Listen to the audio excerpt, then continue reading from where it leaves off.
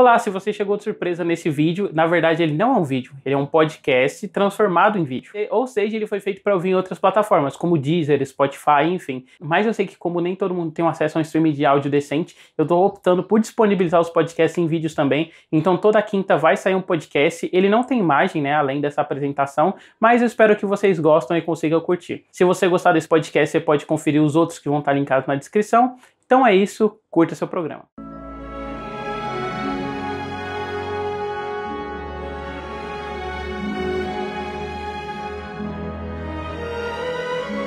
Olá, bem-vindos ao Pinguim Dançarino, seu podcast semanal voltado para discutir a animação e seus aspectos linguísticos. Estou hoje aqui com o Lucas Klaus. Fala galera, Klaus, aqui é Solador Ronoir. Eu acho que eu já participei aqui do Pinguim algumas vezes. E vim aqui de novo para a gente falar um pouco sobre esse lindo filme de lobisomens. E bora lá. Ellen. Oi pessoal, aqui é a Ellen do Enthusiacast. Muito feliz de estar aqui de novo. Principalmente se é pra falar sobre o filme de lobisomem, que é o meu monstro favorito. E como eles já adiantaram, né, hoje a gente vai falar da Companhia de Lobos, que é um filme de lobisomem, ao mesmo tempo que ele também é um filme muito forte, assim, com essa pegada de conto de fadas, sabe? Não só pelo tema, mas imageticamente ele é um filme muito bonito e que você olha ele, tem essa mística, sabe? Quando você olha. E aí, acho que antes da gente falar do filme, eu queria perguntar pra vocês que outros filmes e séries vocês lembram, assim, que remetem a conto de fadas, sabe? Tipo, aquele filme que você olha e você, nossa, esse filme é lindo, ele parece saído de um conto de fadas, sabe? Ou série mesmo. Quando eu vi, eu pensei literalmente no filme de conto de fadas. Eu lembrei muito do Bela e a Fera, aquele francês antigo, que é o filme mais lindo do mundo. Ah, o do Jean Cocteau. Mais lindo do mundo. Só que ele é literalmente um filme de conto de fadas, né?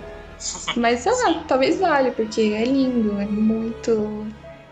eu lembro muito quando o Companhia dos Lobos e esse tipo de filme, assim, a estética que... Lembro que na minha escola tinha uns livros de contos dos irmãos Green, né? John Green, eu quase falei John Green, olha só que coisa, né? O grande autor renomado John Green. Os contos dos irmãos Green que tinham umas ilustrações, assim, sabe essas ilustrações antigas? A coisa mais linda do mundo. Essa coisa meio aquarelada, né? Sim, eu sempre amei isso, desde criança. E esse filme me pegou muito, o Bela e a Fera, esse francês aí, lindo. Muito bonito. Pô, esse aí eu tenho que ver ele ainda. Mas o que eu pensei quando falou isso de conto de fada, eu lembrei de True Blood, né? Porque não é tão lindo assim, mas tem fadas, né? Dando um spoiler de True Blood. Tem fadas e não sei, eu também tenho um filme que me vem na cabeça que é o The Lure. É polonês, eu acho, né? E é sobre essas duas irmãs sereias, que são cantoras também. Tem várias cretas no filme assim. E o Labirinto do Fauno também, que eu acho que tem... É um filme bem gótico, assim, né? Mas tem essa vibe, assim, de conto de fada, assim. Acho que mesmo sombrio e tal. E eu tava pesquisando também sobre isso de filme de conto de fada. Eu descobri que tem um filme... da Branca de Neve de terror, que é protagonizado pela Sigourney Weaver e parece ser muito foda. Eu já coloquei na minha lista até ele. Nossa, ótimas escolhas. Eu pensei, quando eu tava fazendo a pauta, eu pensei muito no teatro de conto de fadas, sabe? Aquele que passava na cultura, que era apresentado pela Shelley Duvall. Acho que eu lembro desse.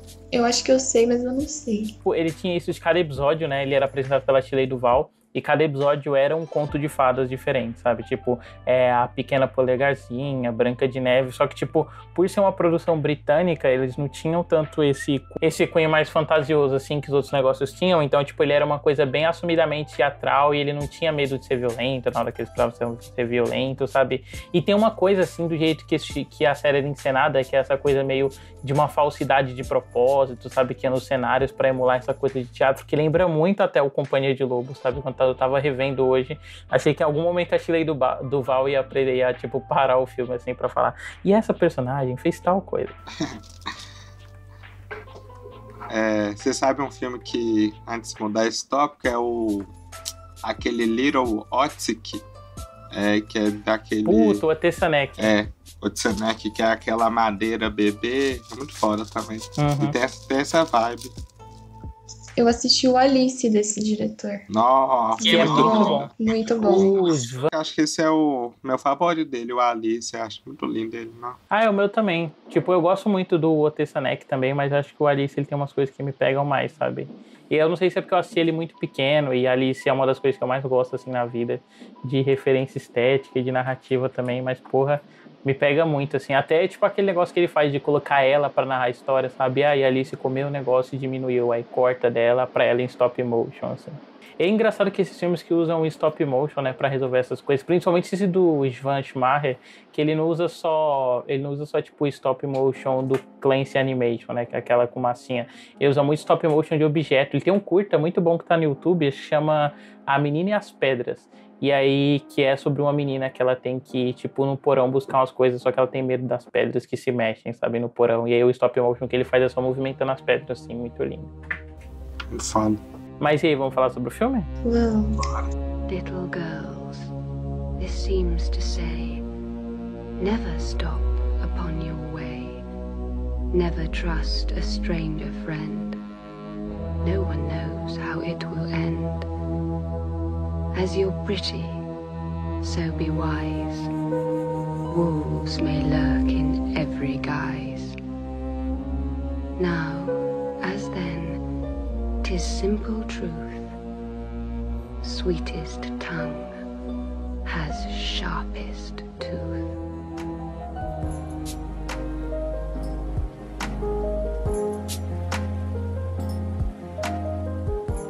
E aí, Klaus, sobre o que é a Companhia de Lobos que a gente vai comentar hoje? Então, Companhia de Lobo, esse filme de 84, dirigido pelo Neil Jordan e escrito por ele e pela Angela Carter, que é quem escreveu o livro também, né? Ele é baseado no livro dela, que são vários contos meio que fazendo uma releitura de Chapeuzinho Vermelho, sabe? Uma releitura mais adulta, vamos dizer assim. E o filme, que tem várias histórias dentro de uma história, é sobre essa adolescente, a Rosaline, que ela mergulha, né, nesse mundo de fantasia, de sonho, e tem vários sonhos envolvendo lobisomens e violência e sensualidade. E eu acho bem foda como a escritora, né, fez todo esse texto, assim, com várias analogias, simbologias, assim, sobre a própria puberdade, assim, né, da adolescente, também outras coisas, assim, é uma take bem interessante de lobisomem, assim, sabe? Ele é um filme, né, que o Klaus já comentou, quem é o diretor e como foi feito o roteiro. Ele é baseado num livro, né, que tem o mesmo título, e ele foi a primeira experiência da Carter trabalhando com roteiro de cinema, né, e é o segundo filme do Neil Jordan, que depois foi fazer uma entrevista com o Vampiro, que apesar de ser o filme mais popular dele, eu acho que, tipo, comparado, por exemplo, com a Companhia de Lobos, ele é um filme bem menor, assim, ainda que eu gosto bastante do Entrevista com o Vampiro. E foi ele que sugeriu a ideia de você ter histórias dentro da história, sabe, em vez de você fazer uma narrativa só, acompanhando a história que seria esse paralelo da Chapeuzinho Vermelho, seria tipo contos dentro do contos, né? Tanto que ele baseou a estrutura no manuscrito de Sagarossa, que é um filme polonês de 1964, né? E ele foi o primeiro papel da Sarah Peterson também, que faz o papel de Rosalind. E entre os envolvidos design de produção estava o Nigel Phelps, que foi o mesmo desenhista de produção do Batman do Tim Burton, assim. E pra mim se explica muito essa atmosfera mais gótica que ele tem pro cenário, sabe? Essa coisa meio distorcida, assim, pras árvores e meio que de emoldurar os personagens quando tá vendo em tela. Me lembrou muito a floresta. O Branca de Neve da Disney mesmo, né? Quando ela se perde na floresta, assim, é muito parecido o jeito que ele desenha as árvores, como eles constroem essas árvores com aspecto assustador, assim. Muito lindo, eu amo esse tipo de coisa. Não, e o cenário é muito foda, né? Muito lindo e tem essa atmosfera fantástica, assim. E você nem imagina que o set mesmo só tinha 12 árvores. Eles transformaram, tipo, numa floresta ali pro filme. Eu amo essa artificialidade, isso é uma coisa... É lindo, eu tenho muito isso no cinema japonês, né? Os sonhos do Kurosawa tem muito disso, tem muito esses filmes... O Kwaidan tem também, quando ele vai adaptar aqueles vários contos de terror. Tem muitas cenas parecidas, inclusive aquela cena do Companhia de Lobos, quando a lua vira o olho do lobisomem, assim. No Kwaidan tem uma cena parecida, né? Eles também usam esses cenários artificiais e é uma das coisas que eu mais gosto de ver num filme. Esses fundos que são telas pintadas, assim, eu acho a coisa mais linda do mundo. Nossa, e esse é muito louco, né? Porque esse negócio de ser tela pintada dá um cenário muito específico, assim, tanto pro lado cartunesco, né, quanto pro lado estético, porque todas as cenas que são à noite, assim, que o céu fica naquela cor que é meio vermelha, meio azul, eu acho muito bonito, assim, esteticamente, sabe? Tipo, daria muito pra emoldurar e colocar na parede da sua casa. Quando eu vi o filme, eu falei assim, eu vou tirar print pra postar no Twitter. Cara, eu juro por Deus, eu tenho uns 30 prints salvos desse filme, eu não consegui escolher qual postar, porque todos são lindos. Em toda cena desse filme dá pra você printar e colocar, assim, que é muito bonito. Um dos filmes mais bonitos que eu já vi na minha vida. Sim, até as cenas que é basicamente só 2 pontos vermelhos no escuro, é tipo pura arte. Que é o olho do lobo brilhando no escuro, assim.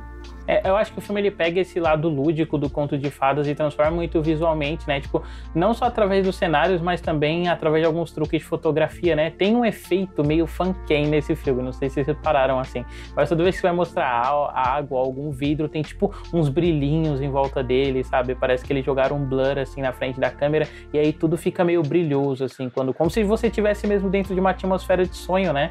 Que tipo, o filme ele já abre com a personagem dormindo enquanto a irmã dela chama dela, então ela é como se fosse toda uma grande viagem, assim, sobre esse subconsciente de uma jovem que tá se tornando adolescente, né? Sim, é até legal como o filme abre, né, com essa imagem, assim, com essa cena, e pode-se dizer que o filme todo é esse sonho dela, né, basicamente. Ela tem sonhos e pesadelos com as histórias que a avó conta sobre lobos e lobisomens.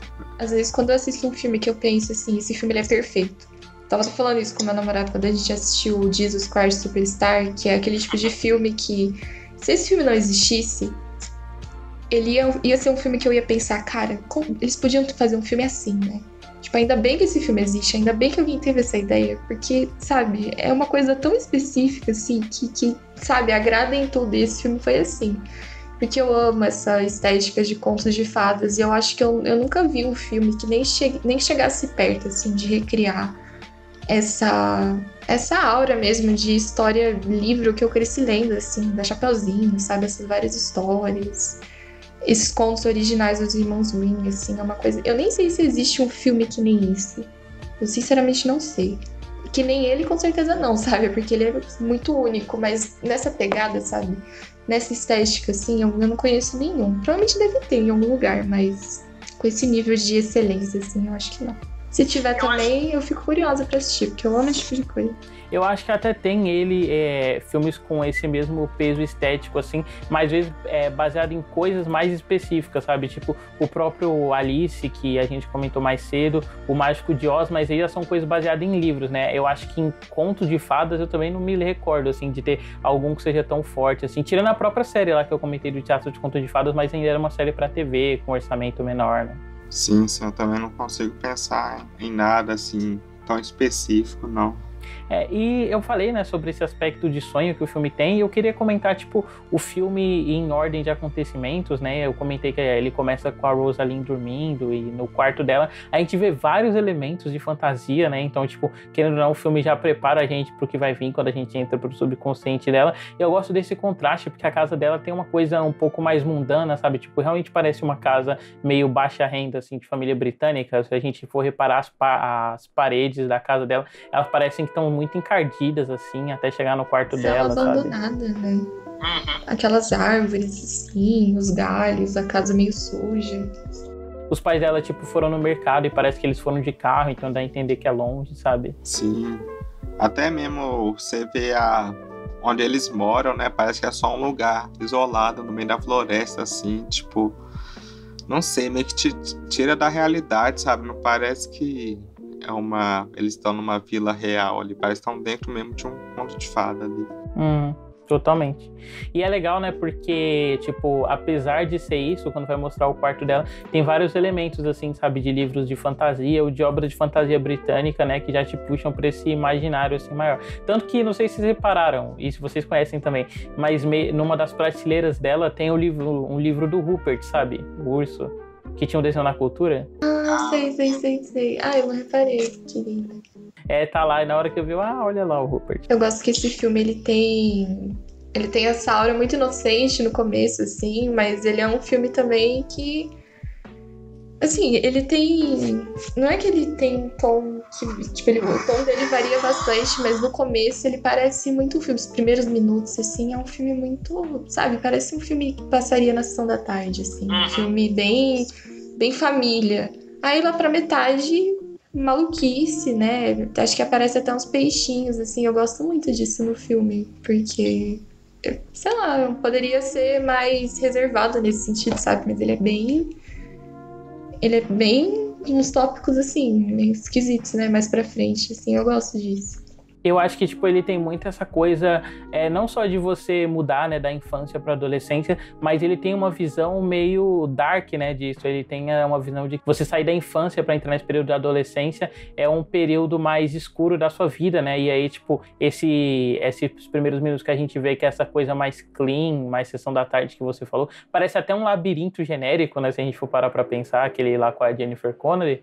Ele é quebrado naquela primeira cena que a gente vê lá na floresta, e a cena, tipo, retrabalha todos os brinquedos da infância dela, né, que são coisas que ela tem no quarto sob uma perspectiva sinistra, porque eles estão no meio de uma floresta abandonada e eles ganham vida e ficam tentando agarrar ela, né. Acho tão fofo. Acho tão fofo quando aquele bonequinho vai tentar atacar ela, ele cai no chão, assim. Até aí eu já tava, tipo, que belezinha. Ela está apenas sendo um pesadelo esquisito. Só que aí depois, devorada por lobos, né? Não, e é muito louco isso, né? Tipo, tem várias ideias que elas são passadas através de objetos, assim. Tem aquela da casa de bonecas abandonada, né? Então é esse negócio da criança que não brinca mais. Tem o relógio, que ele tá correndo mais rápido, né? Então é o tempo chegando. E muitas figuras dos ratos, né? Que é essa coisa de sujeira, de degeneração. Isso é muito legal. Ele já coloca tudo ali nesse começo, né? E eu gosto, tipo... o quanto já, né, nos primeiros diálogos do filme lá dela com a avó, já tem muito um texto feminista, assim, de empoderamento feminino, né, de tipo, dar ao protagonismo, assim, pra personagem feminina, né, tipo, a avó dela tá falando sobre a irmã dela tá sozinha na floresta, sem ninguém pra cuidar dela, e aí a neta questiona, mas por que ela não cuidou de si mesma, né, que eu acho que vai ser um tema central, assim, no filme também, né, tipo, essa independência das personagens femininas por parte das mais novas, assim, em relação a como a vila vê ela. Sim, esse texto feminista assim, é bem presente, mas acho que até mesmo por causa da escritora, né, que ela se denomina feminista e tá até de esquerda também, assim, e acho bem real essa visão que ela passa, né, tipo, a avó dela começa contando a história de lobos e tal, meio que já para alertar a neta dos perigos dos homens, essas coisas todas, sabe? Gosto muito que o discurso desse filme, porque assim, teve essa onda de feminismo, assim, que falou, vamos fazer uma releitura dos contos de fada opressores. Aí vem aquelas palhaçadas, assim. Garota da capa vermelha, Branca de Neve, o Caçador. A Ariel, ela vendeu a voz dela por causa de um homem. Você... Meu favorito é o Síndrome de Estocolmo na Bela e a Fera. Gente, vocês viram o filme? Por favor, sabe? E aí a Companhia de Lobos é uma discussão tão genuína, que é uma discussão que hoje ela é válida, ela vai ser válida pra sempre, sabe? Não é aquela coisa que em 2014 começou essas frescuragens de vamos fazer que é o que a Disney fez nos live actions dela, né? Vamos fazer a Bela e a Fera feminista. Sendo que a Bela sempre foi feminista, sabe? Tipo, sempre foi uma personagem muito bem escrita, muito pra frente, assim. Então, não é uma coisa que depois de um tempo você vai olhar e você vai ficar, eu acho que isso daqui é meio estranho, sabe? Não, o discurso do filme é uma coisa, eu não sei, uma das coisas que mais me pega nesse filme é aquele diálogo que ela tem com a mãe, que ela pergunta pra mãe dela, o papai não te machuca, tipo, quando vocês fazem sexo? E a mãe dela responde na maior naturalidade. Esse diálogo é um dos mais lindos que eu já vi na minha vida, sério, eu fiquei, porque a mãe dela responde numa naturalidade muito grande, assim, sabe? É uma coisa, não é tipo esse texto pronto, feminista, que a gente já viu se replicar tantas vezes, assim, tipo, óbvio que o filme é de 1984, né? Mas entende o que eu tô falando?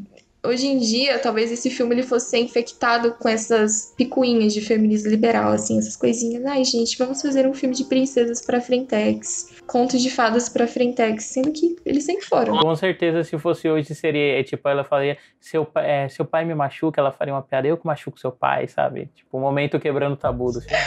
Lacre. Ai, gente, pelo amor de Deus.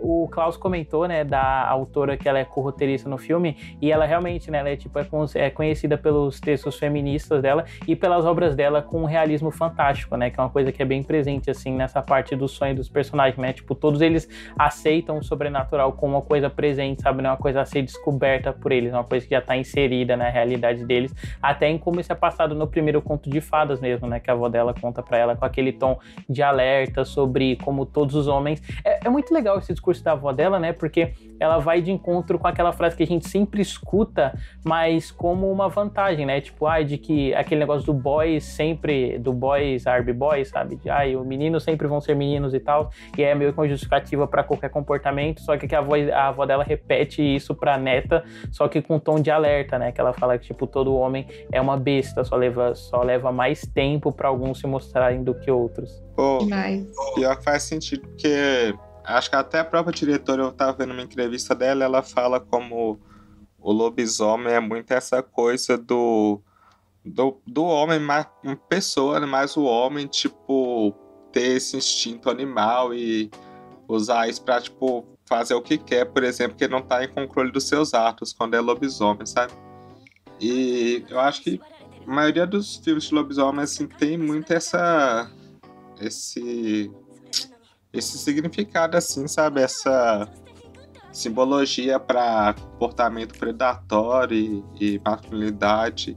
Aí acho da hora como a autora trabalha isso no filme, esse texto. Tem muito uma sexualidade, né, no lobisomem, assim, esses monstros, vampiros principalmente, mas os lobisomens também, né? Muita essa coisa da transformação, sabe? A mudança no corpo. Muitas coisas sexuais, assim. Esse filme, ele é bastante, sabe? Quando aparece o lobo lá no final do filme, eu tava... sabe? Nossa, é uma coisa. O cara que faz o lobisomem desse filme é uma coisa, assim. Eu fiquei vidrada quando ele aparece, assim, porque ele é muito... Aquele sedutor, assim, ele é o predador, né? Acho que a história do Chapeuzinho Vermelho original não tinha umas paradas assim, que o lobo, que ele estuprava a vovozinha e, sei lá, umas coisas, umas paradas bizarras, assim. É porque, tipo, na versão do conto britânico original, né, que eu vou até pegar o nome do autor aqui que eu separei, Perrault, né, que é o autor e tal, Charles Perrault, ele tinha um contexto muito mais sexual, que eu vou até comentar no fim do programa, que eu separei uma citação de um livro pra gente dar uma discutida sobre, mas, tipo, ele é bem menos alegórico e muito mais direto, né, tanto que a citação do final do livro, do filme, que tem aquele tom de alerta, ela é uma citação tirada direto do livro, porque o livro já queria deixar claro que era uma moral, né? Tipo um negócio sobre, meninas bonitas, não se deem para homens, porque eles podem ser umas férias e tal, sabe? Aquela coisa bem tiozão conservador, assim. Ai, tem tanta coisa pra falar desse filme, meu. Tem tanta coisa. Nessa parte do conto mesmo, né, que a avó dela conta pra ela, eu gosto, tipo, o que pra mim é uma das chaves centrais, assim, desse filme, é essa ideia da pureza corrompida, né, e aí tem aquele momento do casamento, né, que é esse símbolo de pureza, estabilidade familiar, e ela casou com o lobisomem, ele vai embora, e tem essa coisa do abandono e tal, e aí quando ele volta e a cabeça dele é cortada, tem muito essa ideia de uma coisa que foi suja, sabe, que ela foi corrompida, porque ele corta a cabeça do lobo, e ele volta a ser homem e ela cai na bacia de leite, né? E aí o leite ele é todo branco, ele vai ficando vermelho e tal. Então é essa ideia, sabe? Da sujeira se espalhando. Nossa, essa cena é muito foda, muito cinema. Cara, eu não tava esperando essa cena de transformação desse filme. Eu não ia esperar nunca na minha vida. Eu tava assistindo o filme, eu admito. Eu sou assim, eu não gosto quando, sei lá, o lobisomem ele é só um lobo. Só que nesse filme faz todo sentido, sabe? Eu pensei isso no comecinho, assim. Mas esse filme faz todo sentido, tem que ser lobo mesmo. Aí eu pensei, será que vai ter? Porque eu vi, parece nos créditos do começo, né, que tem a maquiagem, tem os créditos de maquiagem, de efeitos especiais. Aí eu falei, não, vai ter uma cena de transformação. Só que, cara, eu não tava esperando aquela cena de transformação, meu, que porra é aquela? É muito bizarro, tipo, nossa, é um negócio assim, é um negócio tão uncanny, É um negócio tão esquisito. Eu olhei aquilo e falei, meu, o que é isso? Porque ele arranca a pele dele, né? Tipo, é o processo contrário, assim. Eu nunca tinha visto, assim, porque ele tira a própria pele, ele fica só os músculos, assim, um bagulho, sabe? Tipo, livro de anatomia, assim. E ele vai virando ele vira aquela cara esticada, assim, meu. Aquilo é muito assustador, aquilo é muito estranho. Eu fiquei muito desconfortável. É muito esquisito. Mas é muito... Vai muito de encontro com o que a avó dela fala várias vezes, né? Falando que, tipo, alguns homens são peludos por dentro, sabe? O pelo deles está por dentro. Então, é tipo, o lobo, ele surge de dentro. Então, ele vai se rasgando, assim, de dentro pra fora. Nossa, essa cena de transformação é insana, meu. Insana. Eu não tava esperando isso. Tanto essa quanto a final também, né? Que é o lobo saindo de dentro do cara, assim. É muito foda também essa cena. E quem fez os efeitos especiais foi o cara que fez no Homem-Elefante também, do Lynch. É o Chris Tucker. É muito foda o efeito, né? E aí, né, tipo, o filme continua e aí a gente é apresentado ao menino da aldeia, né, que tá... Cara, esse personagem vai se fuder, cara. Portável e feio, hein? Esse moleque é feio, cara. Nossa, moleque judiado. Será que ele ficou bonitinho depois? Tadinho. Não, e é foda, né? Porque a Sarah Peterson, ela tem esse negócio dela ser meio que uma beleza única na vila, né? Ela tem os tracinhos todos mais delicados. E aí esse menino, ele é sempre retratado meio que como um molecão sujo, assim, da vila, mas ele tá muito apaixonado por ela, né? E o pai super, tipo, dá corda, né? E a mãe meio que não. Eu acho fofo que os pais dela são muito tranquilos, assim. Eles são personagens muito legais com ela. Eles não são aquele típico personagem pai em contos de fadas, que geralmente é tipo, proíbe a criança de fazer tudo, assim. Tipo, é uma relação totalmente diferente que eles têm. Sim. Não, e o pai dela claramente estava interessado nos dotes, né, do moleque. Porque ele fala, não é perder uma filha, é ganhar um filho. Parece que o pai, nesse filme, pelo menos, parece ser uma figura mais distante mesmo, né? A relação dele com a filha não é tão o foco mesmo. É mais a relação da filha com a avó, né? Sim, eu acho que tem, como o filme, ele tem muito essa presença do feminino, tanto no protagonismo, né? Tipo, as relações de foco também são muito femininas, né? Ela com a mãe, pra descobrir como é o sexo com o pai e tal, e depois com a avó, né? E depois não, tipo, o filme todo com a avó, né? Que é o centro moral dela e é quem ensina ela como ela deve ver o mundo, né? Tanto que, tipo, vários momentos de citações que a personagem fala são coisas que ela aprendeu com a avó. Tanto que no segundo conto, né? Que é aquele que a avó conta quando elas estão na igreja sobre o padre que ele nasceu de cabeça para fora e a sobrancelha dele ficar junto. Ela fala sobre ele encontrar o demônio na floresta, né? E não sei se vocês repararam, mas o demônio, ele é o Terence Stamp, né? Que é um ator muito conhecido aí de filme de terror e tal. E mais recentemente ele fez aquele psicólogo no Sim Senhor, que acho que é o papel que sempre a gente vê, olha lá o psicólogo do Sim Senhor. Nossa, eu não sei quem que é, eu não conheço de nome o ator. Ah, ele é o Zod no Superman 2 e sabe o Last Night in Soho, o velho que persegue ela? O Zod? Eu reconheci o rosto dele, mas eu não sabia de onde ele era, não. Ele também é a cara daquele cara lá que faz Laranja Mecânica, né? Que é o psicólogo nos Halloween do Rob Zombie. Parece. Do Laranja. Ele não parece tanto esse cara, não. Eu tava pensando... Ele parece mais um outro ator inglês também, mas eu não vou lembrar qual ator que é, não. Ai, esses caras são todos parecidos. Em inglês é tudo igual, né? Pô, mas é da hora essa cena aí da floresta, né? Ele encontrando com o diabo, porque me lembrou um outro filme de fantasia que eu até vou deixar de indicação no final, mas esse tipo de cena de pessoas encontrando o diabo na floresta acho bem interessante, assim.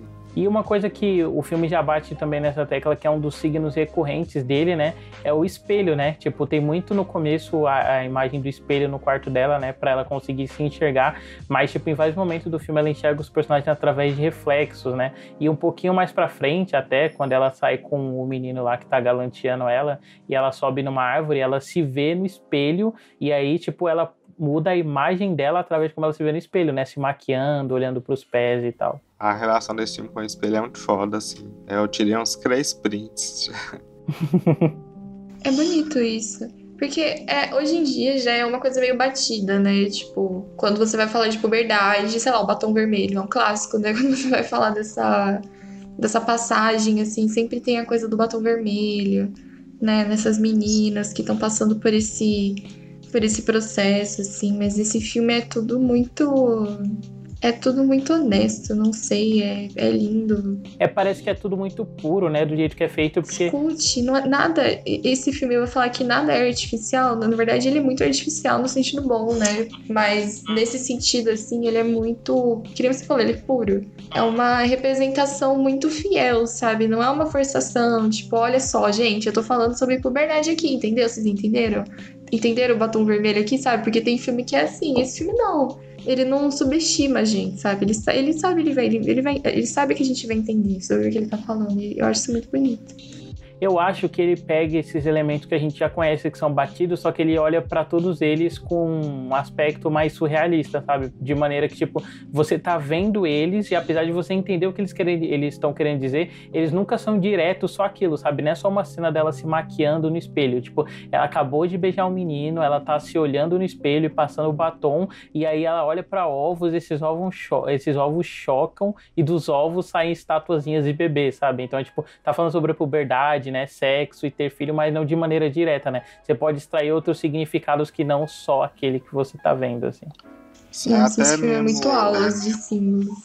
Até mesmo no final, que acho que nós vai falar depois mais, mas o último conto, né, da mulher lobo, menina lobo, também é meio que sobre isso, né? Sobre ela tá lá na vila e ela, tipo, atiram nela porque ela tá ali no lugar errado, na hora errada, aí tem a questão do sangramento. É bem triste essa cena, né? E o diretor falando sobre essa cena é da hora, que ele fala, tipo... Que ele falou que é, tipo, como... É ok sangrar às vezes, basicamente. Que ele falou que ela atiram nela porque ela tava ali no lugar errado, na hora errada. Mas que a dor acaba passando e depois ela fica de boa, sabe? É bem da hora isso. E que dá pra ler também como um negócio de menstruação, né? Porque tem isso do sangue relacionado à forma feminina, né? Tanto que, tipo, pra mim o signo que ele escolhe se é a flor, e se é a flor branca ficando vermelha, tipo, também é bem direta disso. Sim, muito foda. Essa cena é tão linda, meu, por que esse filme é tão lindo, sério? Ficar o podcast inteiro falando esse filme é lindo. Nossa, cara, é um trabalho tão impecável, assim. Nossa. E também até a própria capa vermelha, né, também, tipo, tá sempre destacando ela nas cenas que ela tá, tipo, na igreja, assim, só ela de vermelho, é muito foda. Aquela capa ali é milionária, viu? Que tecido é aquele. Nossa, é muito bonita. É muito bonita a capa. E eu gosto de, tipo, como tem um contraste também, né, das histórias que ela aprende com a avó e como ela muda quando ela vai contar pra mãe ou quando ela vai contar pra outras pessoas, porque na história da avó, os personagens deles são sempre vítimas de forças maiores, né, tipo, no primeiro conto, a mulher, ela casa com o lobisomem, ela não sabe que é lobisomem, então ela é vítima dessa situação. No segundo, é o rapaz que vai lá encontrar com o diabo na igreja, com o diabo na floresta, e ele se foge por conta disso. Só que aí quando ela vai contar o primeiro pra mãe, né, que é aquele da mulher que ela amaldiçoa o cara que usou ela, é o contrário, né? Porque a mulher, ela foi vítima, mas ela, tipo, ela usou disso, né, pra fazer outra coisa. Ela vai lá e amaldiçoa a família, né? Então vira mais um conto de poder a uma pessoa de baixa renda do que esse conto igual a avó dela contou pra ela, sabe? Das eternas vítimas. Sim, nossa, a cena é foda. Do casamento é cinema demais, cara. Pelo amor de Deus. Pelo amor de Deus. É uma menina chegando lá. E aí eu nem sei como chama, mas é aqueles... Os aristocratas? Esses aristocratas, assim, que tinha aquelas perucas, né, brancas. Sim. E muito blush no rosto. Eu acho lindo isso, inclusive. Os caras usando batom. Eles usando batom. E aí eles começam a virar lobos, e aí vira uma zona, eles destroem a mesa, aí quando você vai ver, eles viraram lobos mesmo, né? É muito legal a transformação que tem, assim, né, do sapato rasgando, aparecendo a pata, assim, aquele sapatinho de aristocrata. E eles virando lobos e virando os companheiros dela, né? É muito bonito. Sim. E é esse negócio, né, de mudar a perspectiva, né, e de ver os lobos cantarem, né? Que o filme vai voltar depois. E eu gosto também dessa cena que eles se transformam, porque volta com essa coisa do espelho, né? Porque quando ela chega, tem vários espelhos na sala e eles estão só refletindo a beleza da aristocracia. Aí o espelho quebra e a imagem deles muda, sabe? Eles se transformam em besta. É muito foda essa cena aí. E antes disso tem uma mulher que tá, tipo, devorando, assim, a carne, assim, eu rachei. Essa atriz que faz essa mulher nesse conto aí, ela parece familiar, mas não sei da onde. Ela me lembra, tipo, uma Merida misturado com a menina dos Croods, assim, tipo, sabe? Eu achei que ela era bem parecida com a Kristen Dunst, assim, quando eu vi da primeira vez, sabe? Só que eu revendo, eu também parece que eu conheço ela de algum lugar, mas eu não consegui reconhecer de onde. Esse negócio do cabelo desgrenhado e tal. Que lá, Chatão parece filho daquele ator, o Woody Harrelson. Porra, pode escrever, né, cara? Uma das exigências, né, do diretor é que todos os atores fossem britânicos. Então, tipo, eles todos têm uma cara bem regional, assim, né? Tipo, se você já vê alguma coisa britânica, você eventualmente também vai reconhecer alguém, porque, sei lá, só tem 20 atores na Inglaterra. A avó não é, tipo, aquela atriz britânica que tá em todos os filmes do mundo? Aquela senhorinha? ela parece que é a vovó do Piu Piu. Só fiquei pensando nisso. Essa velhinha tá em todo filme. Ela morreu? Foi ela que morreu? Provavelmente. Que ela já tava velha aí. Cara, deixa eu falar pra vocês que ela ainda tá viva. Sério? Nem fudendo. Não, eu também não tô acreditando, não. Tô até confirmando aqui a informação pra não passar fake news. É que teve uma atriz muito famosa, que era uma senhorinha, assim, que ela faleceu recentemente. Foi a senhora do Super Gatas, né? Mas não foi ela, não. Não, mas ela tá viva, cara. Ela nasceu em 1925, ela tá com 96 anos, a velha. Caralho. Ela já fez muito filme mesmo. 112, que isso. Ela era uma das estrelas, né, da Era de Ouro de Hollywood, assim, uma das grandes personalidades britânicas. E, pô, é da hora que o britânico tem muito contato com o lobo e tal, então acho que pra autora foi bem de boa mexer com esse tema, que eu acho que até as crianças lá têm muito contato com o lobo e tal. Acho que deve ter funcionado bem com a galera de lá na época. Sim. Nossa, recentemente eu tava lendo Prometeia, né? E é interessante que o Alan Moore, ele dá uma passadinha por essa coisa da figura do lobo, né? E como o lobo, ele é essa recorrente, assim, na história humana, muito por ele ser um dos predadores mais velhos que a gente teve contato, né? Então, tipo, tem muito isso do lobo enquanto o grande vilão arquetípico, assim. Tanto que ele até brinca, né? Que a Prometeia não consegue bater de frente com o lobo, porque o lobo, ele é um conceito primitivo, sabe? Tipo, um conceito que nas cavernas os pais já contavam pros filhos, pra eles terem medo, sabe? O lobo é esse conceito, que ao mesmo tempo que ele é um animal físico, né? Ele tem muito esse lugar no imaginário coletivo, assim, de um grande predador pra gente. Sou obcecada com isso. A minha trajetória é que, assim, eu sempre tive muito medo de lobisomem, por causa do lobisomem rosa da Xuxa. Literalmente, é o meu maior trauma de infância. Eu morria de medo daquilo. Aquilo lá acabou com a minha vida. De verdade, assim, eu cagava de medo desse negócio. Aí eu sempre cresci com muito medo de lobisomem. E que nem você falou, lobisomem, o lobo, né, ele é uma coisa que tá em tudo, assim. Então, sei lá, tinha o lobo do Pica-Pau. Aí eu já ficava meio assim, não tô gostando. O que é isso? Aí eu lembro que tinha o... Lembra no começo do Deu a Louca na Chapeuzinho Vermelho, que tinha aquele narrador falando, tipo, uma voz muito assustadora? Sim. Aí tinha um uivo de lobo, aí tinha aquela capa do livro, do lobisomem na gravura, assim, meu. Morria de medo. Aí eu transformei o meu medo por lobisomens em uma obsessão, né? Hoje em dia eu sou obcecada por lobisomem. Então, eu penso muito naquela história. Fica aí o merchan de graça pro episódio que o Mundo Freak tem sobre a besta de Gévaudan, né? Que é aquela história de que na França, na época que tinha lobos ainda, né? Porque não tem mais lobos por lá, porque eles foram extintos, né? Eles foram todos mortos. Mas era um problema muito recorrente na França, não sei que século. Na França todo mundo tinha o seu medo, né? Mas eles resolveram com arma. Pois é. E era essa coisa, né? De uma fera. Eles imaginavam que era um lobo, né? Porque era mais perto que você tinha ali. Que começou a devorar as pessoas, só que de uma forma muito peculiar. E é um caso muito bem documentado, assim. Ele tem uma especulação sobrenatural por causa dele, né? Talvez seja o mito fundador do lobisomem. Esse é um dos cryptids, né? Esse que você tá citando aí. É um cryptid. Isso é tão legal, porque tem muitas teorias, né? Porque ele é um caso muito bem documentado e tem essa coisa de que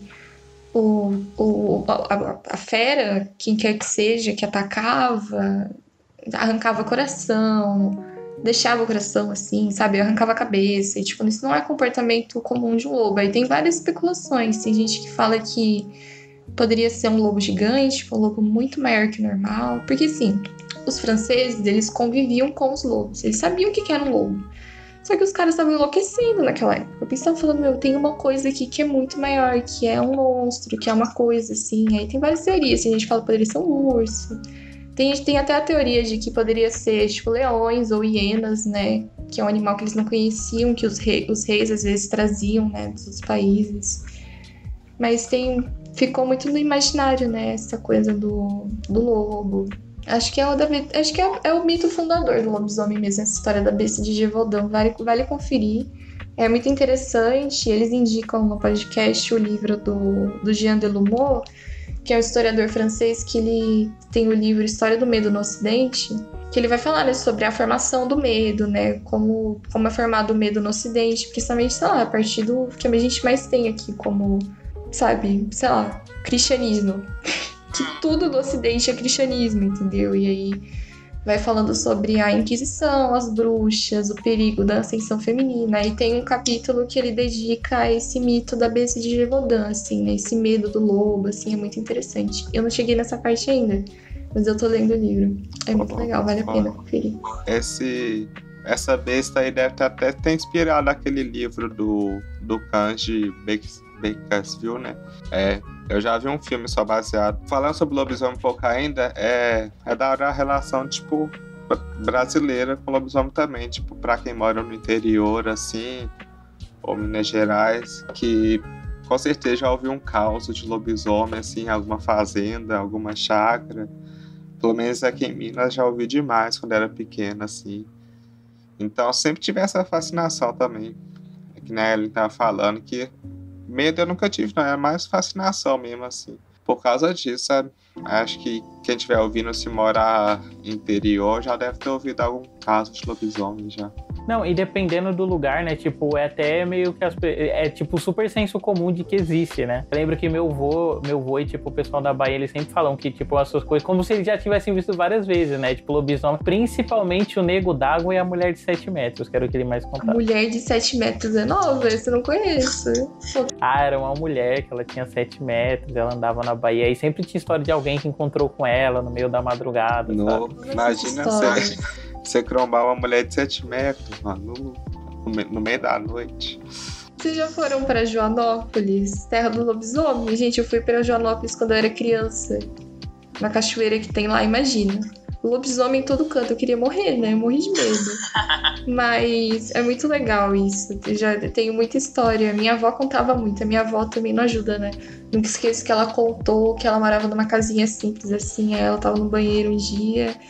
Ela olhou pela janela, assim, ela viu um cachorro gigante, assim, na altura da janela, preto com olho vermelho, assim, e ficou rondando a casa. E eu nunca esqueço dessa história, eu fico cabreira.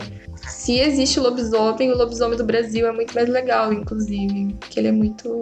É muito mais firmeza, né, que o lobisomem europeu, que parece ser bem palmão. Da hora. Ai, cara, eu adoro essas histórias também, né? E eu acho que o filme, ele até se empresta de algumas, assim, né? Tipo, não só histórias regionais, mas até outros contos de fadas que não dá Chapeuzinho Vermelho, né? Tem um momento, por exemplo, que o menino chato que a gente comentou, ele volta pra vila e ele fica gritando lobo, lobo, lobo, e pra mim é uma referência direta daquela história do menino que gritava lobo, sabe? Ah, aquela história lá que ele mentia? Isso, que ele grita lobo e ninguém acredita. É verdade. E é legal porque no filme meio que rola esse lado contrário, né? Porque o pessoal acredita, mas meio que não é, porque eles matam o lobo e na verdade é um homem, né? Ele até fala, o pai dela fala, né? Ah, eu arranquei a pata e eu juro que era uma pata de lobo, mas quando eu abri o pano, aí ele vai lá e abre na frente delas e é uma mão, assim, humana. Muito. Nossa, esse filme, cara, como esse filme tem 1h35. Como que eles fizeram tanta coisa em 1h35 e deu tudo certo, assim. Ele parece ser mais longo, mas num bom sentido, assim, porque ele é muito recheado, muita coisa, assim. Uhum. Ele é um filme que ele acredita muito, né, no potencial visual dele, então, tipo, apesar de não acontecer muita coisa, assim, em termos de trama, imageticamente tá acontecendo muita coisa na tela, né? Tá bem foda mesmo. A Ellen comentou que o do caçador / lobisomem, né, que no filme é mesclado com uma figura só, e ele é feito pelo Mika Berzi, né, e ele não tem grandes papéis no cinema, né, ele até deu uma sumida, assim, depois desse filme, mas ele, nesse filme, ele tem uma presença mesmo inacreditável, assim, né, que é meio magnética. Ele tá lindo nesse filme. Sério, ele apareceu assim, eu não tava ligando muito, mas é muito legal, assim, porque obviamente, sei lá, ele é um predador, mas ele não é só isso, sabe? Ele claramente tem uma química sexual com a Rosalie, quando eles estão na Sim. cabana, principalmente, assim. E acaba que no final ela que seduz ele, né? Fazendo revertendo o ponto da Chapeuzinho Vermelho, assim. É bem da hora. Não, quando eles estão naquela cabana, tesão puro, gente. Eu não sei quantos anos essa menina tinha quando ela fez esse filme. Eu espero que É ela bem errado você falar isso, inclusive, mas tudo bem. não fazer nada. Eu espero que ela seja maior de idade. Ela tinha 13 anos. Tô brincando. É sério. Ela nasceu em 70 e aí o filme é de 84, ela tinha 13 pra 14 anos. Fudendo, eu tava achando que essa menina era mais velha. É sério. Ah, não, porque David, eu não. tô- Eu tô me sentindo muito mal agora. Eu jurava que ela tinha, tipo, uns 18 anos, tá ligado? Mas tem esse efeito, né? Porque várias dessas atrizes da época, assim, a gente acha às vezes que elas eram mais velhas. Tipo, sei lá, Jamie Lee Curtis, um amigo meu tirou um sarro falando, até parece que essa menina tem 16 anos no filme, mas que ela tinha 19, né? Só que ela parecia ser bem mais velha e tal. E a Sarah Peterson, ela tem a mesma coisa, ela parece ter uns 16, 17 anos, mas ela Me tem sentindo 13. muito mal agora. Não é que essa menina tinha 13 anos. Eu tava muito tranquila, tipo, nossa, yes, entendeu? Ela e o lobisomem. É isso aí, galera. É isso aí mesmo. Eu tava assistindo o filme desse jeito. Ai, que horror. Que A Ellen horror. claramente tá mandando papo aqui durante a gravação do podcast de que ela é muito madura pra idade dela. Mas eu acho que essa é a ideia deles mesmo, né? Meio que causar essa parada aí, quem tá vendo o filme, né? Porque é uma cena bem intensa, assim, e o cara é um predador, né? Nos dois sentidos da palavra, assim. Uhum. Aquilo é muito erótico. Sério, quando ele tira a camisa dele e ela olha. Gente, sério, ela literalmente olha pra ele e fala que braços grandes você tem. Sim, mano. E sabe o que é foda, Ellen? Isso é uma citação direta do conto original do Charles Perrault, da Chapeuzinho Vermelho. Gosto muito como eles encaixam essas frases. Fica até meio camp, assim, o jeito que eles falam. Sim, porque hoje em dia já foi tão usada, assim, essa parada dessa frase, assim, que olhos grandes você tem e tal. Mas funcionou muito bem nessa cena aí. Uhum. Até porque, né, tem uma mudança, porque eu acho que esse filme, ele, propositalmente, as atuações, né, assim como o cenário, ele tem essa coisa mais teatral, né, então a ênfase que eles dão ficam bem mais fortes, assim, que os atores assumem essa postura de teatro, assim, sabe? E sobre a idade aí da Sarah Peterson, né, que a Ellen agora tá toda recente. Depressão, eu literalmente tô com depressão agora. Pro Neil Jordan conseguir escalar ela, né, porque ela tava fazendo escola na época, ela teve que, tipo, parar por 9 semanas pra conseguir gravar o filme e tal, então foi um trampinho, assim, pra ele conseguir.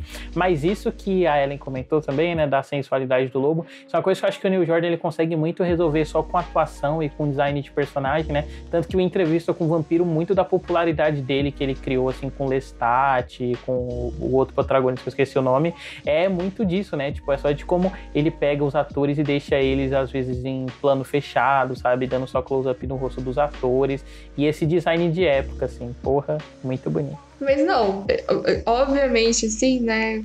Tipo, o filme não é problemático nesse sentido, né? Porque, tipo, a menina não é sexualizada nem nada.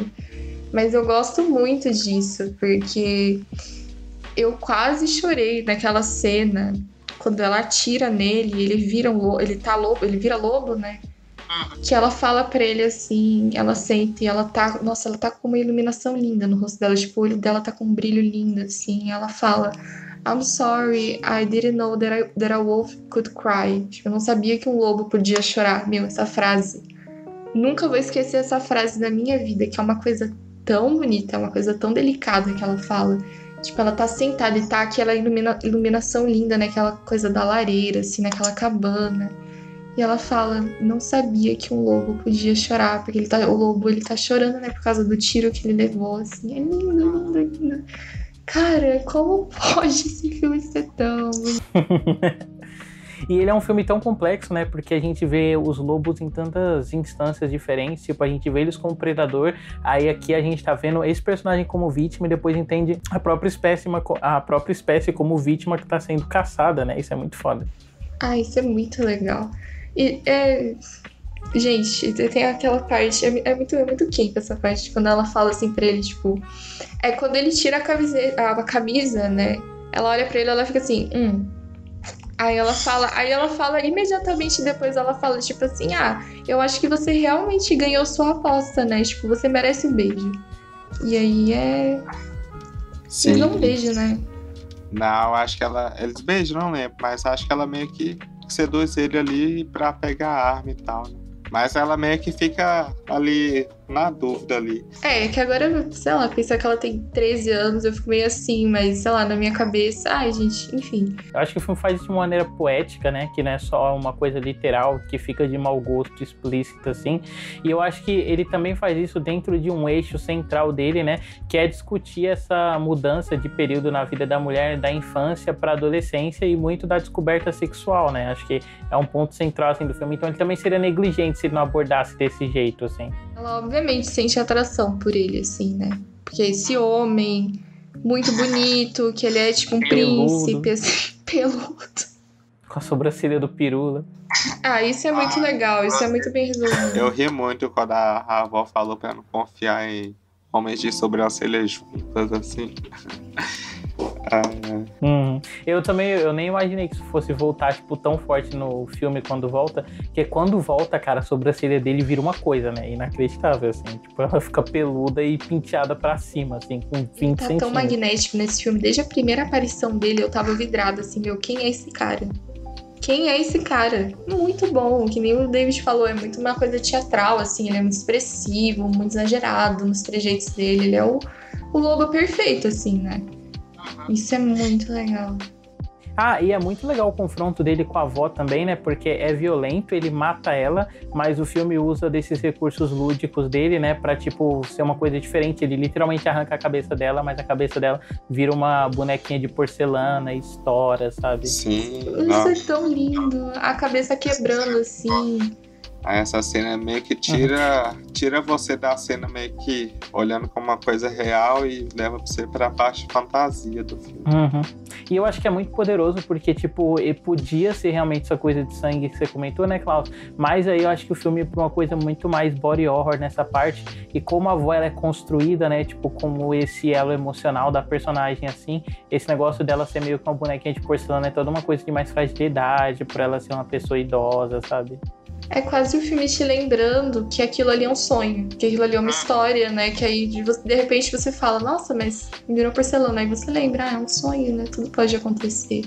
É muito bonito o jeito que ele filma quando o lobisomem, ou quando o lobo ele vai entrar e mostra o reflexo no óculos da vovozinha, assim. Nossa, essa parte é muito absurda, né, cara? Meu Deus, aulas de direção, nossa, esse cara é monstro demais. Inclusive, o Stanley Kubrick, que assistiu esse filme, ficou tão impressionado, né, com o design de produção que ele contratou o cara que fez pra trabalhar no Nascido pra Matar. Então, você vê, né, o nível do filme, assim. Cara, é muito foda. Inclusive, ainda nessa cena que ele vira o lobisomem, né, aquele primeiro momento que a língua dele só sai do corpo, sabe, daquela esticada, assim. Eu sou obcecada, putinha de efeito prático, e aí eu tava assistindo esse filme, eu tava chorando, assim. Eu amo esse tipo de coisa, eu amo uma transformação. Tudo que tem uma transformação pra mim, nossa, cara. Nada melhor. Não tem nada melhor. Todo filme, eu tava que nem o Klaus, assim, eu tô ainda, né? Quero ver todos os filmes de lobisomem já feitos no mundo, pra colecionar, assim, essas cenas. E é sempre que a gente espera, né? Quando a gente vê um filme de lobisomem, a gente espera a cena de transformação. E esse filme, ele entrega muito. Tem três cenas, contando com as que tem do casamento lá. Tem vários momentos picados, né? Não é só uma grande transformação. São vários momentos, assim, e essa última é muito icônica, o lobo saindo de dentro dele, pela boca dele, é a arte do pôster, né, que é linda também. Literalmente aquele meme, existe 2 lobos dentro de você. Os dois são gays, né? Nossa. E uma coisa que eu acho foda também é que ele meio que já ensaia, que é essa coisa que ele vai fazendo entrevista com o vampiro, né, da sensualidade, mas ele dá pro lobisomem esse aspecto meio que Anne Rice deu pros vampiros, né? Porque o vampiro, historicamente, né, tipo, essa coisa de sensualidade que a gente associa hoje em dia, ele era uma coisa meio que de uma crítica a uma visão conservadora, né?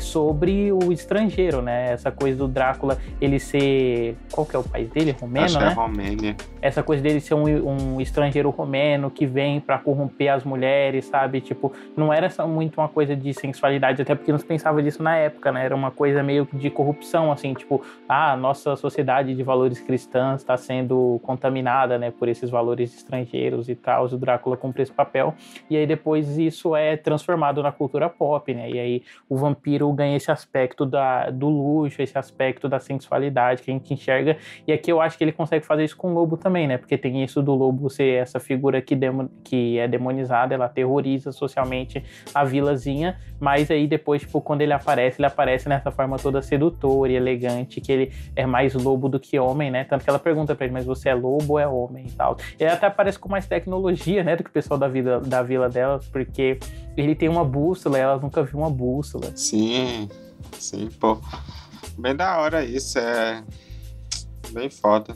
O Drácula de Bram Stoker do Coppola, ele é meio um primo do mal desse filme, né? Porque o Coppola, ele também usa esses cenários artificiais, assim, ele é um filme muito esteticamente bonito também, que ele é muito romântico e remete muito, não ao conto de fadas nesse caso, né? Mas essas histórias, assim, de monstro, do vampiro, e é tudo muito bonito, e é tudo muito, muito exagerado, muito romântico, muito... Tem muito essa coisa que tem nesse filme, né? Do sol poente, do vermelho, assim, no céu. Tem uma cena que ela só para e tem um arco-íris atrás, assim, que é puro cinema, assim.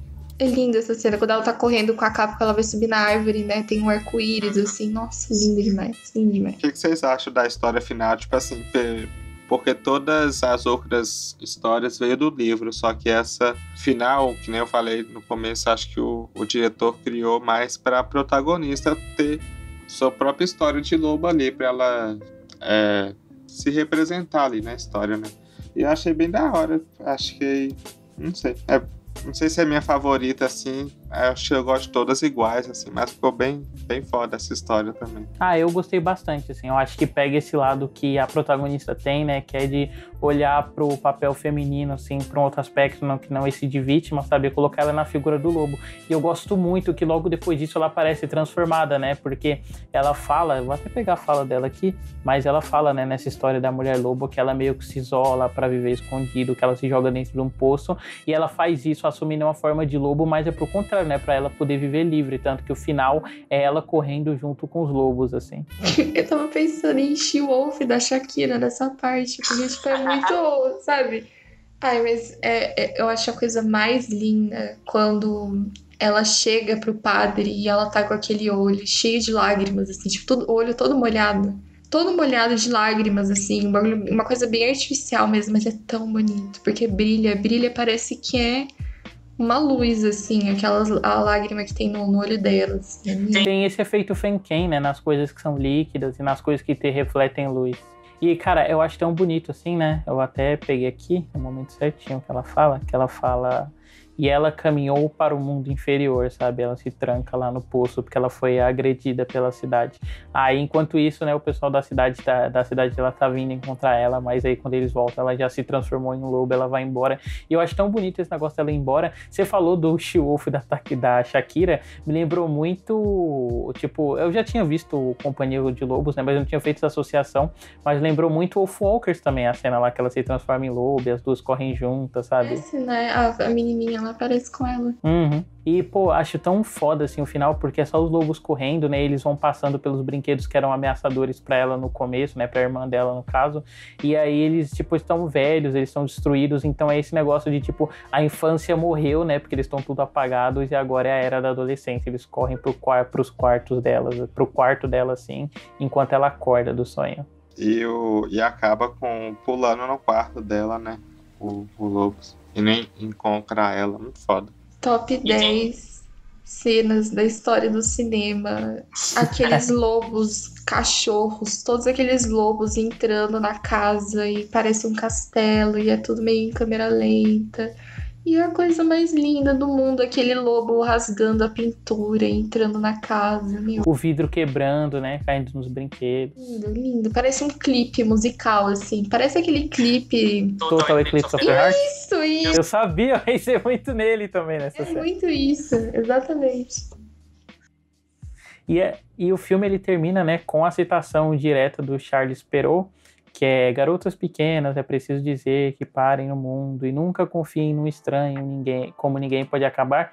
E aí eu achei essa citação ela bem moralista, assim, achei que ela foi bem de desencontro assim, com o resto do filme. E aí eu tava lendo aquele livro que é A Psicanálise dos Contos de Fadas. Eu separei um trechinho aqui, que é uma coisa que ele pontua, né, da diferença assim da abordagem do Charles Perrault para Chapeuzinho Vermelho, né, que no caso dele era a capinha vermelha.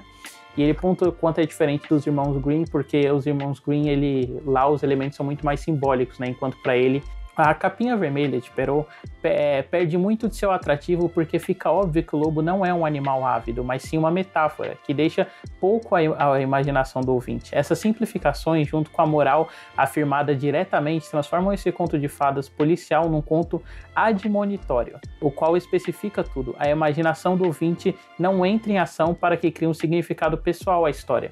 E eu tava pensando, né, tipo, o quanto o filme, ele meio que no fim, ele não é só uma subversão ao conto original, né, mas ele é tipo uma releitura que, para dizer o contrário, né, porque ele tira essa coisa direta que tem, né, de você ver simplesmente o lobo enquanto homem, enquanto essa figura maléfica, né, pra, tipo, você olhar o lobo para diferentes instâncias, né, e pra ser essa história meio que de empoderamento, assim, pra o período de vida mesmo da mulher, sabe, tipo, ela não tá só se tornando adolescente, ela tá se tornando uma pessoa ávida, uma pessoa capaz, né, tem muito essa mudança, assim, no filme. Eu gosto muito de todo o discurso do filme, assim mesmo. Eu fico até surpresa, porque quando eu assisti ele, eu não sabia que ele era baseado num conto escrito por uma mina, né? Aí eu falei, caraca, um diretor fez isso? Em 84? Sabe? Aí depois eu vi, assim, não que impeça, né? Mas geralmente impede, na verdade, né? É importante ter esse olhar, assim. Senão acontece que nem acontece no conto original, né? Porque os homens, eles têm muito esse... Que isso é um reflexo da misoginia também. Que é essa coisa do super cuidador. do super... Isso, você tem que proteger a menina, a mulher, porque ela é frágil. Você tá ali numa posição de proteger. O seu papel como homem é você proteger, entendeu? É uma coisa... acaba sendo um discurso moralista mesmo. E uma coisa de... É a careta mesmo, né? Olhando...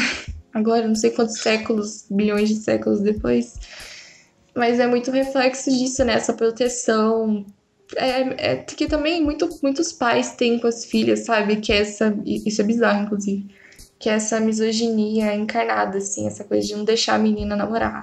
Porque é minha filha. Como você vai namorar a minha filha, que é uma princesinha, entendeu? Essa super proteção que tem com essa imagem de mulher inocente, frágil, que é muito comum. Nossa, foda. Então eu queria as notas e considerações finais de vocês, começando pelo Clau. Bom, nota de 5 eu daria tipo 4, 4,5 com certeza, porque é um belo filme, é lindo, a história é foda, é bem original e é lindo, então é isso. E considerações finais, sei lá, é um ótimo filme se você tá procurando um filme de lobisomem diferente pra assistir, ou um filme que parece que você tá assistindo um sonho, assim, tipo, com uma atmosfera bem onírica. Esse é um bom filme pra você assistir, vale a pena. E é isso. Ellen? Eu dou 5 de 5, eu me apaixonei por esse filme. Esse filme, ele foi feito por algoritmo pra me agradar, assim. Tudo nele é o que eu gosto, tem lobisomem, fantasia, cenários bonitos, ele é artificial. É tudo que eu gosto, serve muito nas cenas de transformação, umas coisas bizonhas. Eu fiquei com medo, eu admito, assim. A primeira cena lá, eu fiquei, meu, o que tá acontecendo nesse filme, entendeu? Então, pra mim é 5 de 5, um dos meus filmes favoritos já, que eu vou levar pra minha vida. Mais pra frente eu vou reassistir. Aí eu vou mostrar pro meu namorado, eu vou mostrar pra ele esse, vou fazer a dobradinha esse e o Lobisomem Americano em Londres. Se pá, um The Howling e o Ginger Snaps. Aí forma a quadrilogia dos filmes de lobisomem. Só vai faltar o Wolfwalker. Silver Bullet no meio também, que é bem da hora. Puta, esse é bem legal, hein? Silver Bullet é o... É do Stephen King, que tem um moleque Sim, é muito bom. Eu li o conto, né, que é aquele A Hora do Lobisomem, né, que é baseado. Muito bom. Silver Bullet é ótimo também. Eu também dou 5 de 5, eu tô com a Ellen. Pra mim esse filme é perfeito, assim. Cara, é um filme que eu só peguei ele na época, porque eu comprava uns DVD pirata, né, uns filmes antigos, assim, na feira, e eu achei muito bonita essa capa, sabe, da boca do cara rascando e tal. Porra, aí eu fiquei muito apaixonado, vi ele em DVD, gostei pra caramba. Mas é um filme que eu, tipo, fui esquecendo com o tempo, sabe, deixando de lado e tal. E foi muito bom, tipo, poder recuperar isso, de ver ele de novo, até porque pra mim, ele é um filme que ele ganha, assim, conforme você vai revendo ele, sabe, com a idade, porque ele além de ser um filme muito bonito, então toda vez que você vê vai ser sempre um show, assim, um deslumbre visual, tipo, a parte temática dele, né, você sempre vai poder abstrair pra outros lados, assim. Da hora que você viu ele em DVD pirata, assim, bem foda. E ele tá disponível no YouTube agora, né, então ele tá acessível pra todo mundo, mais do que na época do DVD pirata, hein. Eu falei antes que eu ia deixar uma indicação de um filme com esse tom de fantasia. Eu vou deixar de indicação Novembro, filme de 2017 lá da Estônia, que é muito foda, é muito lindo, é todo em preto e branco, não sei explicar o filme, que é tipo sobre umas lendas, tipo lendas urbanas, tipo mitos da Estônia, lá do país lá, e é um filme bem único e vale a pena assistir. Chama November. Esse tá na minha lista. Parece ser muito bom. Bom, você vai Ele gostar. tá lá no fundão da minha lista. Pode subir um pouco na lista, vale a pena, é bem lindo. Eu recomendo a minha watchlist, porque, tipo assim, eu vejo filme, eu vejo, mas eu fico fazendo mais do que ver filme, eu fico procurando filme. Aí eu garimpei, tipo, só os filmes mais que parece ser os filmes mais fodidos, assim, só. Eu tenho muito orgulho da minha watchlist. E é irônico, né? Porque eu não vi os filmes que estão lá, mas eu olho assim e fico, caralho, eu fiz uma garimpada da hora aqui, tem muito filme. Tem muita coisa lá, eu sei lá, fica a recomendação da minha watchlist se você quer ver filmes de terror, que tem muita coisa.